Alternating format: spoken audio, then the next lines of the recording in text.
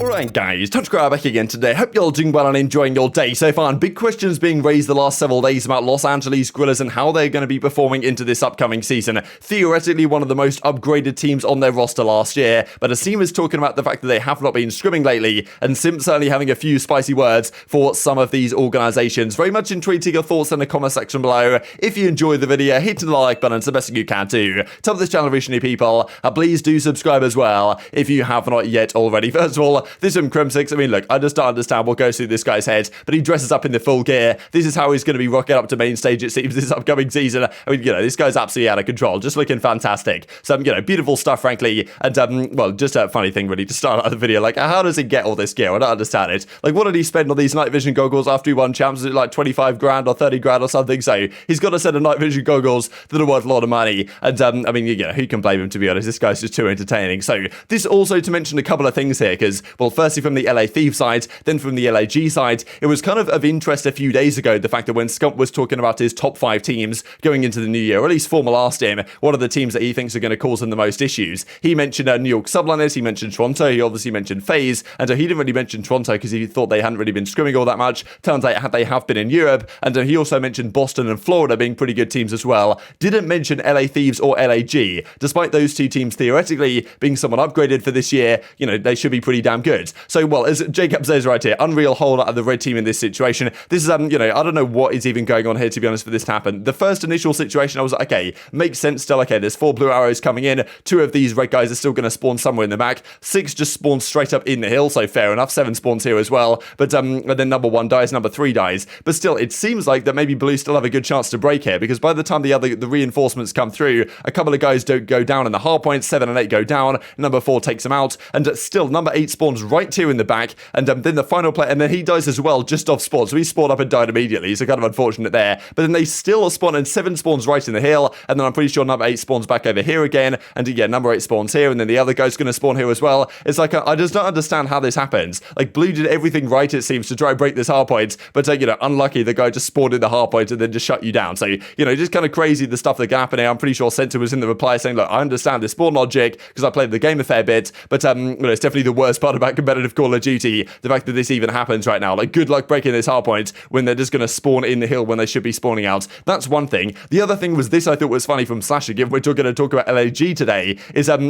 he obviously was a pretty frustrated man during the Modern Warfare season. Every year before Modern Warfare, he was basically a monster that he played in. Modern Warfare, he wasn't quite as good, but still a solid player, but his team didn't have the success, and he really didn't like the game, right? There was frustrations about being on the West Coast, playing on the servers and the ping differential that he had to deal with, and this game, not sure he's having the greatest time either. They're in scrims right here up against, it seems to be, the Seattle Surge, and look at these, he's trying to pick up some scrap time here on Gather 2, and for whatever reason he just dies. You can see it in the chat that he just somehow died, and it's really strange why this happens. Like, I don't understand, like, he just disappears, and as he says, any explanation for why I died while reloading? Hell of a game we're playing here. So apparently there's some glitch, he can reload, maybe he ran over something, maybe something fell on his head. Like, I don't think this was Krampus, but who knows, and he just dies out of nowhere. So a lot of the pros are like, yeah, come on, like, surely we can fix this game at this point, but maybe not going to be the case. So this also I thought was kind of funny from Zero Bacage Bandit. He says right here, looking like my in-game character, says in the reply. But a fair bit of talk about some of these teams and how they are faring going into the upcoming season. LAG certainly being one of them. Theoretically, they could be, their team on paper is nasty, right? Slasher, Gunless, Huke and Asim. It's a fantastic team. A lot of people would say Asim one of the more underrated players of the last several years, and of course he's going to be one of the powerhouses in theory on this roster. But according to a lot of people, they haven't been looking as good in practice, or at least in terms of how they theoretically should be going into the season, as a lot of people might expect their team to be on paper. And that's the thing, some teams are going to be better than we expect, some teams are going to be worse than we expect. And what is interesting really is that a guy like Gunless has always been a huge grinder of the game. He's played all sorts of Call of Duty for so many years. This year doesn't really seem to be the case. This at the end of December, he was pretty frustrated about the state of the game. It seems like most of the guys frankly are. Huke probably isn't. He's like one of those upbeat guys that's probably going to enjoy what he's playing no matter what. But yeah, definitely Slasher and Gunless, those are the two question marks, because theoretically they could be a dominant AR and kind of flex line. But if this team, if they're really not enjoying the game, as it seems they might not be, and they don't have the results they want in the early part of the season, the frustrations could well kick in. And kind of what Envoy said a while ago, kind of agreeing with Nature on I think it was the Courage and Nature show, basically saying, look, LAG, they're probably going to explode before they actually become a good team, and they're going to flop to some degree. Some would say that may well happen, right, especially if their team doesn't get the results early on, that these kind of personalities, like, well, Clash matches might start to happen and things might boil over to some degree. This also was interesting, right? Because Simp was having a hard time even getting online to play some scrims, and then, well, as Asim said to them, replied, no, I haven't even scrimmed in 2 weeks, and was looking forward to some gritty scrims today, but well, it doesn't end up happening. I guess they were meant to be scrimming the FaZe guys, didn't work out, and as well, Simp says, I thought it was kind of funny against London. I played 3 maps against London yesterday, and I slammed them so hard they booted me off. Let me on tray, I just want to scrim, so gotta, throw some shots at Zero. Of course, it's not Zero's fault, things are broken, but Simp having a fun time saying he destroyed London so hard, they had to kick me offline, and now my internet doesn't work. But, Asim, of course, saying here, kind of interesting, haven't scrimmed in 2 weeks. Exactly why that is the case, tough to say, but, of course, I'm pretty sure a couple of the guys, I guess, have been back in Canada, and there's some explanation here, actually, from Alex Rubens I found on the Reddit. We had 2 players in Canada for the holidays, I guess, Gunless that being, and Asim as well. Quarantine and COVID, so Asim has it right now, make things difficult. Team is scrimming and going hard, it's not that deep, he reckons. So, apparently they're scrimming, they're going hard, they're getting ready to go, but you've got Asim on the timeline saying you haven't scrimmed in 2 weeks. Kind of interesting. Of course, look, at the end of the day, it doesn't matter maybe all that much, but is maybe reminiscent to some degree of Slashers OpTic Gaming Los Angeles at the early part of Modern Warfare, when there was a lot of talk about the fact that the game was going to change, they maybe weren't putting in all the time they could have been, and all of a sudden the team fell behind quite significantly and weren't anywhere near as good as they could have been in that season, you could argue, and maybe the same thing will happen once again here with Los Angeles Guerrillas, especially because, Gunless is talking about this, he's not a big fan of the game, you can't blame him, but at the same time, right, if these guys aren't putting in the hours, then are they going to be as good as they could be theoretically on paper? That is a big discussion point, and especially because, right now, at least according to the odds, they're the 6th favourites coming into this event, which I think is maybe fair enough. It's kind of interesting really looking at this because, of course, we talked about the OpTic FaZe thing a couple of days ago, why that might be the case, Ultra here in 3rd, but,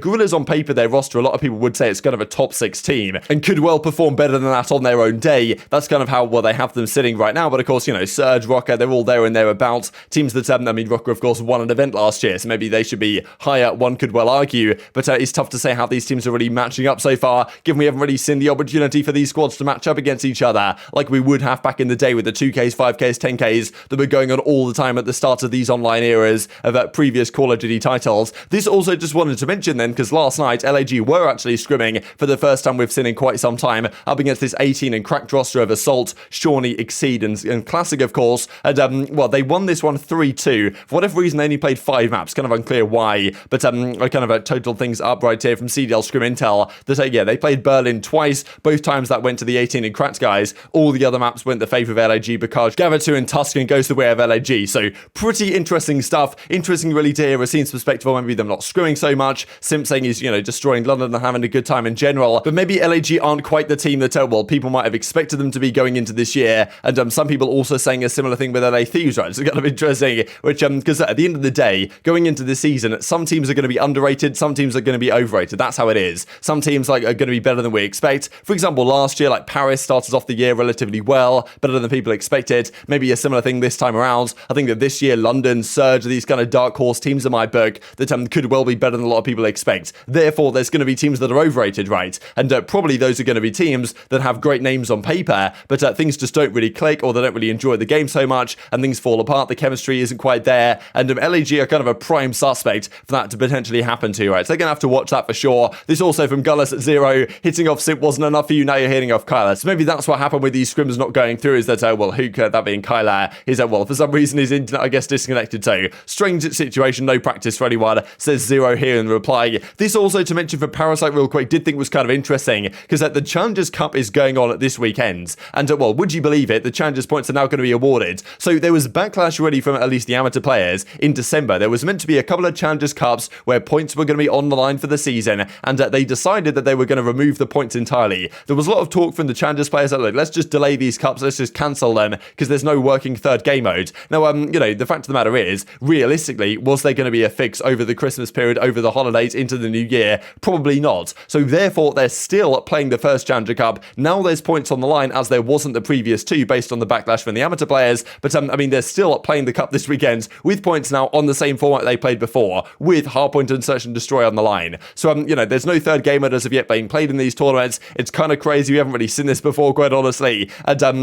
Control isn't there as of yet. Hopefully a fix will come relatively soon, and Parasite's just kind of looking at this thing and, wow, we should have either just not played this cups at all, or just, played the previous ones with points on the line, because we're just playing the same rules that we played last time around anyway, which, unsurprising, frankly, that no fix has come as of yet. This also for Mental I thought was kind of incredible, right? having competed in Gears of War for a long time, considered one of the best, if not the best ever. Call of Duty as well last year on Los Angeles Guerrillas Academy, then into the starting team at the end of the year. Now he's going into Halo on Shopify Rebels, not Shopify Rebellion. Not really sure what's happening here, but Morks is on this team as well. Explosive, also I'm pretty sure from, yeah, he's definitely a former Gears of War player as well. Solar's not really familiar with this player, but Mental and Morks are on this team, it seems, going into the upcoming year on the Halo side. So, well, you know, congratulations to these guys. Best of luck, certainly, over in that side of things as well. And, well, just to finish off with a couple of things here, at least because we were talking about Simp, this is, you know, in fairness, a pretty disgusting clip. They've been tweeting out a few of these clips as of late, really from the Cold War season. Some of them I've thought, okay, you know, what's going on here? But, you know, this is one of the plays of the year, I think, honestly, from Simp. The way he finesses this, the way he plays this absolutely perfectly, gets all the kills, is just pretty incredible. It makes it look so easy. Like, the movement right here, you know, destroys this guy in the window as well. It's all at least coming out of the door. And, I mean, yeah, pretty fantastic clip. And also, what Simp says in the reply, I thought was kind of funny. Nice spree Lear says, well, TJ, thanks, kid. Go into game chat, not the first time, definitely not the last. So apparently, we didn't really see this in real time, but apparently maybe after the game or whatever, I guess there's an online league match up against LA Thieves that, you know, Simp went in the game chat and started talking trash to the guys on the other side. And, well, as Simp says, you know, definitely not the first time that's happened, and it will not be the last as well. So maybe more to come from Simp this year in terms of the trash talk, taking it to a new level. But very much intrigued to your thoughts and all this stuff in the comment section below. Hope you guys enjoyed the video. If you did enjoy it, hit on the like button. Tells the YouTube gods this is a good video. I just like you should see it as well. And help grow the competitive Call of Duty community. Thank you much as always. Take care. And I will see you next time. They're all in top prison, I'm pretty sure, the last team. Yep, there they are. Two of them. After one. That hits all day long. Wait, what the? Oh no. Oh my gosh, it hit! Whoa! Okie dokie then! Did you throw it up in the air? Baby! I'm a man on a mission! I can't be stopped!